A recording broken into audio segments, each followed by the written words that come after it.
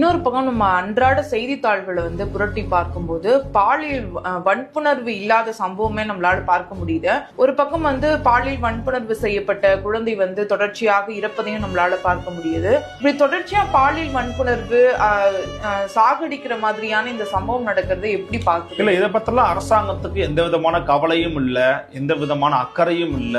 நம்ம கேட்கிற கேள்வி என்னன்னா, மக்கள் உங்களை முற்றுகையிட்டு முழக்கம் போட அளவுக்கு நீங்க வச்சிருக்கிறீங்க. பாலியல் வன்கொடுமை பண்ணி கொலை பண்ணி போடக்கூடிய அளவுக்கு சமூகம் இருக்குதுன்னா எவ்வளவு கேடுகட்ட சமூகத்தில் வாழ்ந்துகிட்டு இருக்கோம் பாருங்க. கேடுகட்ட சமூகத்தில் வாழ்ந்துகிட்டு இருக்கும். பெண் பிள்ளைய வச்சிருக்கிறவங்களும் பெண் குழந்தைகளை வச்சுக்கிறோம் கஷ்டப்பட்டுக்கிட்டு இருக்கான், பயந்துகிட்டு இருக்கான். என்ன பண்றதுன்னு தெரியாம என்ன ஆகும், எவன் என்ன பண்ணுவான்னு பயந்துகிட்டு இருக்கான். அந்த அச்சத்தை போக்க வேண்டிய கடமை உங்களுக்கு இருக்கா இல்லையா? அந்த கடமை உணர்ந்தவர்கள் நடந்துக்கிறீங்க, இந்த ஆட்சியாளர்கள் நடந்துக்கிறாங்க. ஒரு இடத்துலயும் ஒரு மக்கள் ஆர்ப்பாட்டம் போராட்டம் பண்ணிக்கிட்டு இருக்காங்க. பெண் குழந்தைகளுக்கும் பெண்களுக்கும் பாதுகாப்பு இல்லைன்ற ஒரு டாக் எழுவது என்பது ஒரு சமூகத்திற்கு மிக அவலமான நிலை, ஒரு ஆரோக்கியமற்ற நிலை இது.